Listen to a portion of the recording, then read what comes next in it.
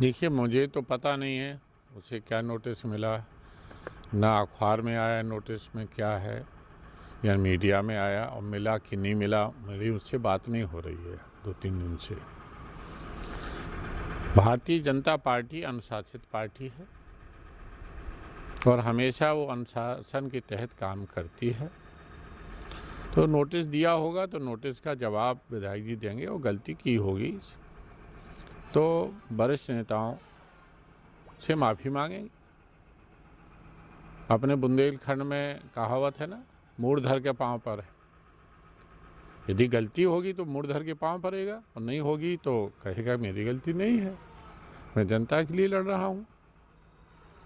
हाँ, मैं मानता हूँ स्लिप ऑफ टंग होती है, कभी कभी आदमी कहना कुछ चाहता है और निकल कुछ जाता है। तो उसने जो माननीय मुख्यमंत्री जी के बारे में कहा उसको मैं गलती मानता हूँ, स्लिप ऑफ टंग है, वो कहना कुछ और चाहता था और कह कुछ और दिया। उसके लिए मैंने भी उसे डांटा और वो नाराज़ होकर घर से भी चला गया। उसने गलती मानी कि वो कहना चाहता था कि हम माननीय मुख्यमंत्री जी को भी अपनी बात कहेंगे, ज्ञापन देंगे,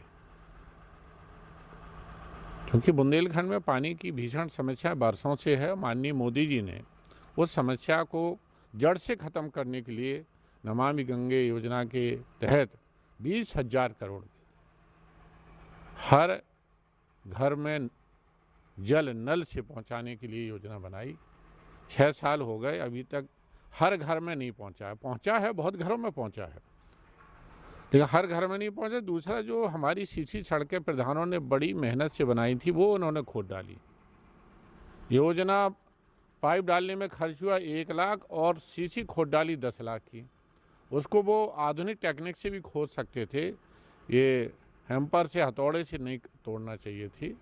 आधुनिक टेक्निक आई है कि उसमें मशीनों द्वारा एक जगह छेद किया जाता है, वहाँ से सीधी पाइपलाइन डाल दी जाती है, जैसे गैस पाइपलाइन शहरों में डाली गई है।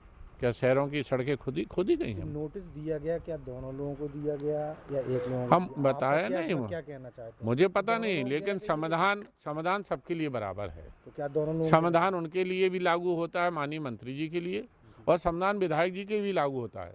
यदि विधायक जी ने अनुशासनहीनता की है तो उन्हें नोटिस मिलना चाहिए, और मंत्री जी ने अनुशासनहीनता की है तो उनको भी नोटिस मिलना चाहिए। अपराध चाहे छोटा हो या बड़ा हो, FIR सब में होती है।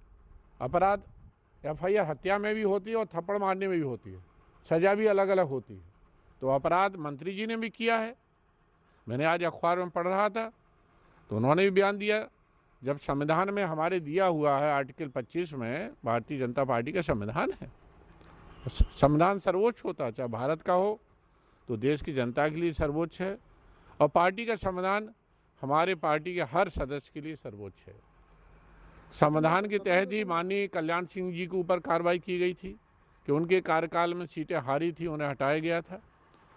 संविधान के तहत ही माननीय उमा जी के ऊपर कार्रवाई की गई थी कि उन्होंने तिरंगा फहराया था और उनके ऊपर एक मामूली सी धारा 144 लग गई थी, उन्हें इस्तीफा देना पड़ा था।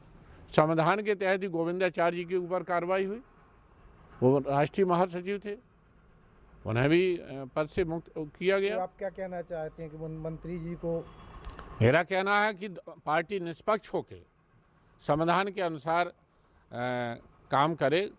गुड्डू ने, विधायक ब्रिजभूषण राजपूत ने यदि अनुशासनहीनता की है तो उसे नोटिस दिया गया, ऐसा मैंने अखबारों में सुना है, मैंने देखा नहीं, मीडिया के द्वारा एक खबर आई है। मेरी उससे बात होती नहीं तो उसने भी नहीं बताया। आपको लगता है कि प्रदेश अध्यक्ष ने गलत किया?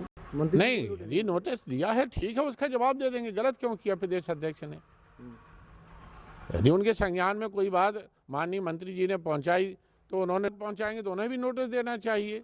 मतलब है संविधान मंत्री और विधायक के लिए बराबर है, ये मेरा कहना है। ऐसा तो नहीं कि मुख्यमंत्री के खास हैं शत्रुघ्न जी, इसलिए उनका नहीं, मैं ये नहीं कहता हूँ। भारतीय जनता पार्टी में मुख्यमंत्री प्रधानमंत्री से भी ऊपर भारतीय जनता पार्टी का संविधान है। वो संविधान एक सक्रिय सदस्य से लेकर और मुख्यमंत्री प्रधानमंत्री जी सब पे लागू होता है, सब उससे बंधे हैं।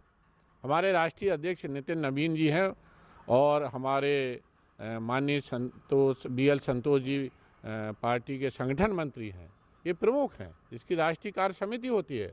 आप लोग संविधान पढ़ लीजिए, संविधान की धारा 25 पढ़ लीजिए, उसमें घा में लिखा है, धारा 25 की घा, कि पार्टी के विवाद को कोई अखबारों में ले जाएगा तो संविधान विरोधी माना जाएगा। सांसद जी लगातार नहीं, एकदम गलत है। मैं उन लोगों के खिलाफ मुकदमा दायर करूंगा कि जो ये कह रहे हैं कि सभा में चले जाएंगे, दैनिक उस एक अखबार में छपा है, वो प्रूफ दें।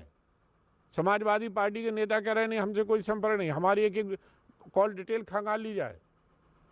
गुड्डू भारतीय जनता पार्टी में जीता है, भारतीय जनता पार्टी के लिए मरता है। वो बुंदेलखंड के लिए जीता है, बुंदेलखंड के लिए मरता है। 25 साल से बुंदेलखंड के लिए संघर्ष कर रहा, पानी बिजली के लिए। आज से वो आंदोलन नहीं कर रहा।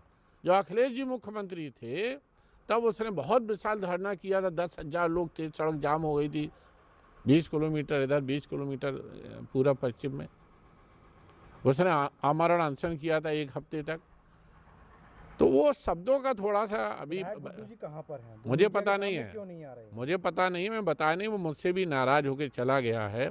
मैंने भी उसे डांटा था। माननीय मुख्यमंत्री जी हमारे श्रद्धेय हैं, हम उनसे, मैं पिता होने के नाते भी जो शब्द गुड्डू ने कहा उसके लिए मैं क्षमा चाहता हूँ। सांसद जी, आप सोशल मीडिया पर बहुत कुछ लिखते हैं और थोड़ी बार मिटा देते हैं, ऐसा क्यों बार बार कर रहे हैं आप सोशल मीडिया पर लगातार पोस्ट डालते हैं, उसके बाद कुछ देर बाद उसको डिलीट कर देते हैं, ऐसा क्यों? क्या ज़रूरत क्या है? हमने संदेश दे दिया, खत्म होगी बात।